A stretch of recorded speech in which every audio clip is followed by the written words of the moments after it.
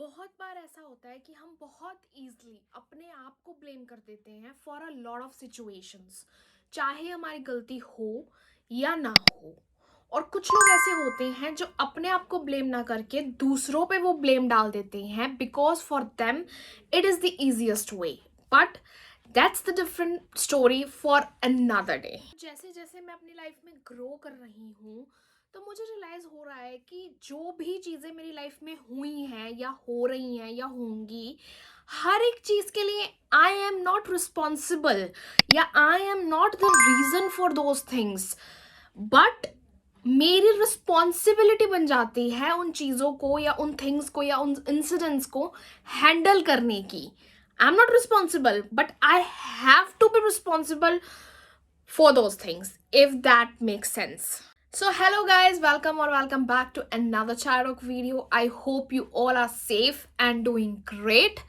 तो अगर आप मेरे चैनल पर न्यू हैं तो वेलकम, और भी वीडियोस देखिएगा इस चैनल पर। और अगर आपको मेरी एक भी वीडियो पसंद आती है तो do subscribe to my channel, gives up a thumbs up, share कीजिए, कमेंट कीजिए, do all the good things you can.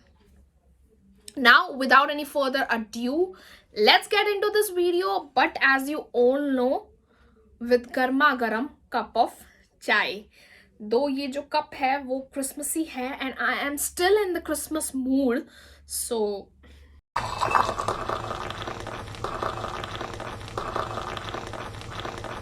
जो आज का टॉपिक है वो बहुत सिंपल है लेकिन बहुत ज़्यादा इम्पॉर्टेंट है for all of us, which is stop blaming your self for everything. Life में बहुत सारी ऐसी चीज़ें होंगी और होती भी हैं और हुई भी होंगी जिस पे हमारा कोई कंट्रोल नहीं होता है. हमारा सिर्फ कंट्रोल होता है अपने थॉट्स पे, हमारा सिर्फ कंट्रोल होता है अपने एक्शंस पे, और हमें सिर्फ उसी पर ध्यान देना चाहिए instead of blaming ourselves for everything. मैंने कहीं सुना था एक quote in some podcast that happiness and distress और stress is not the consequences of our circumstances but the consequences of our state of mind.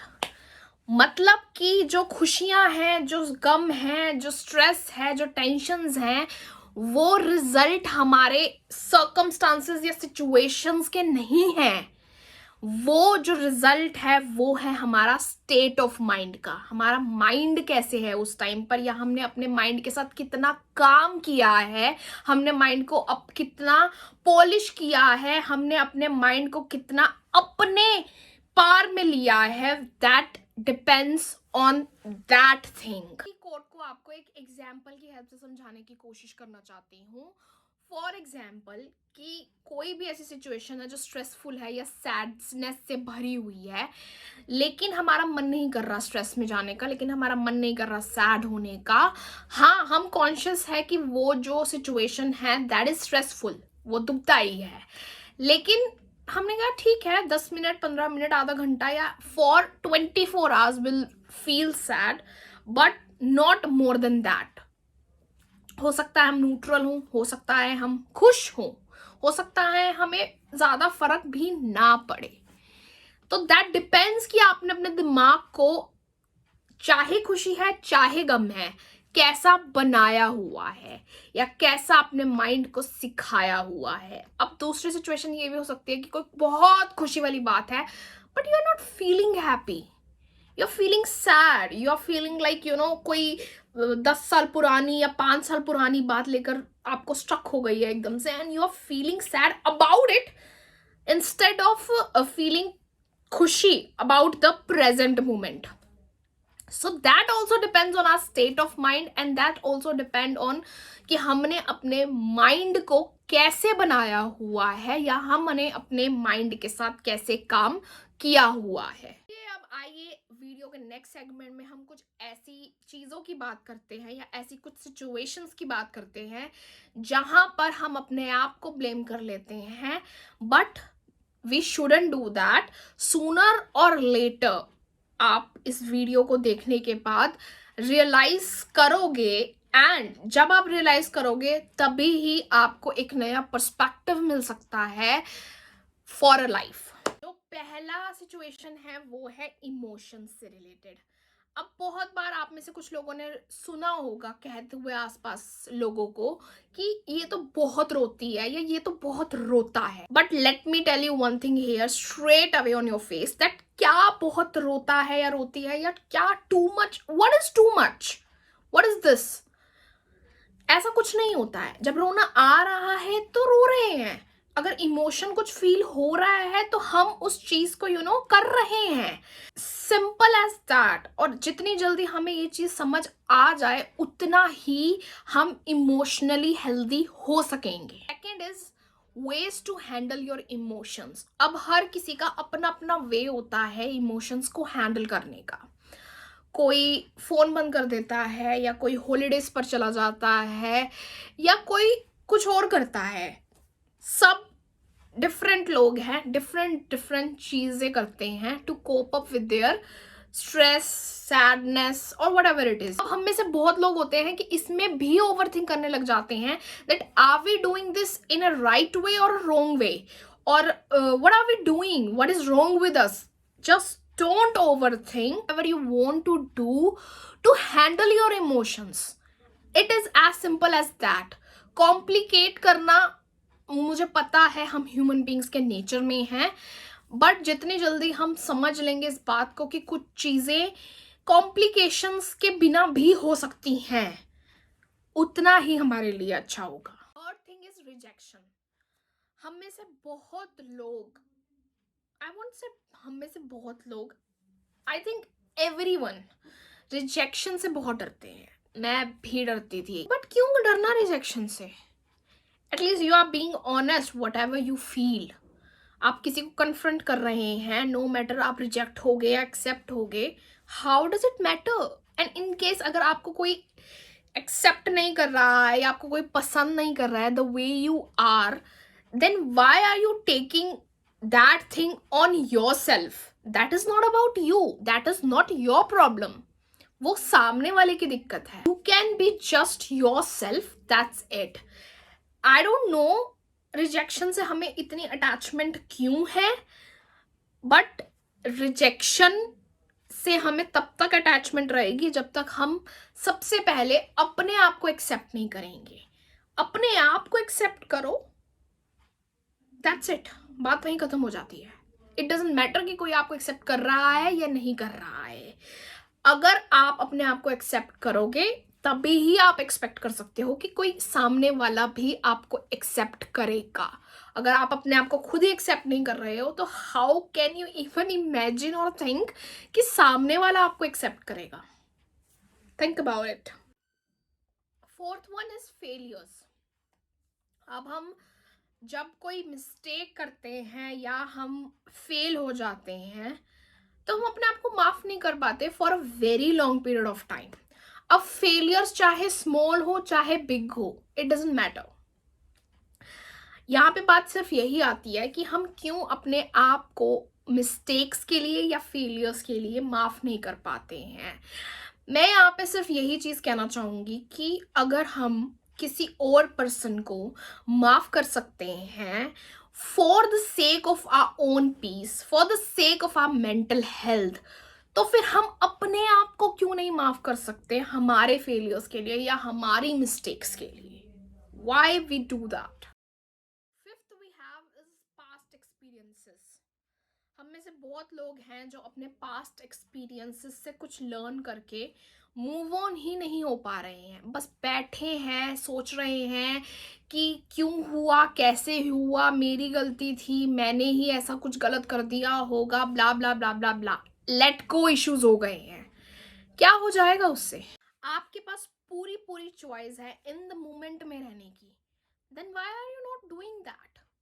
जो भी पास्ट एक्सपीरियंसेस थे उनसे आप जो भी लेसन आपको समझ आ रहे हैं लर्न करो और जस्ट मूव ऑन। वो मेन गोल होना चाहिए आपके लिए। Next situation we have is relationships. Just face it and accept it today in this video that some relationships are not meant to stay in our lives. वो कुछ lessons देने आते हैं हमें जो हमारी ही ग्रोथ के लिए सही होते हैं एंड देन वो चले जाते हैं। आखिर कब तक आप ऐसे ही सोचते रहोगे कि हमें वो XYZ पर्सन पर भरोसा नहीं करना चाहिए था?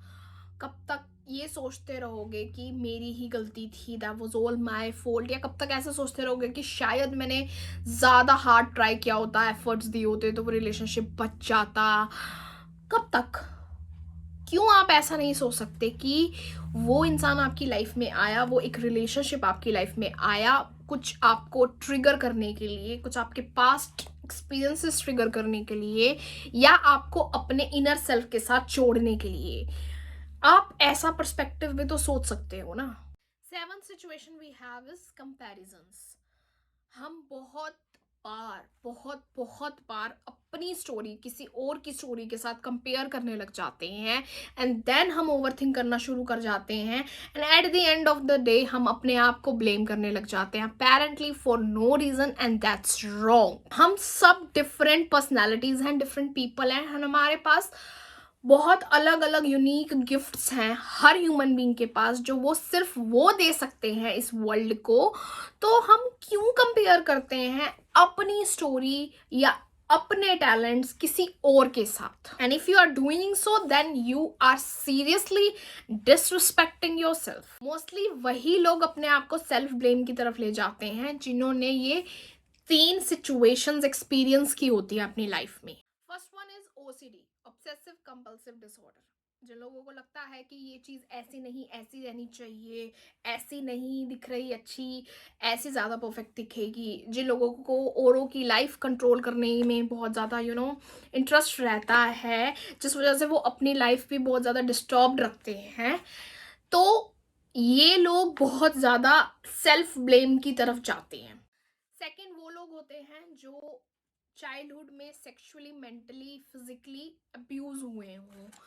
उन लोगों का ऐसा स्टेट ऑफ माइंड बन जाता है कि जो भी हो रहा है उनकी वजह से हो रहा है, या अगर कोई ज़रा सी भी बात पे नाराज हो रहा है उनसे, तो it is not about them, it is about me here. मेरी वजह से हो रहा है। मैं उस इंसान को ऐसे बोलना नहीं भी चाहता था, मेरी इंटेंशन वो नहीं भी थी, लेकिन फिर भी वो इंसान हो गया मेरे से नाराज, ये मेरी गलती है, मुझे नहीं पता। तो वो ऐसे लोग सेल्फ ब्लेम की तरफ ज़्यादा इंक्लाइंड हो जाते हैं। और ऐसे लोग जो डिप्रेशन में रह चुके हों और वो हर एक छोटी से छोटी चीज़ को अपने ऊपर ही ब्लेम करते हैं, और वो इतना सेल्फ ब्लेमिंग, हेल्पलेसनेस और होपलेसनेस में बदल जाती है कि वो चाह कर भी डिप्रेशन वाला साइकिल तोड़ नहीं पाते।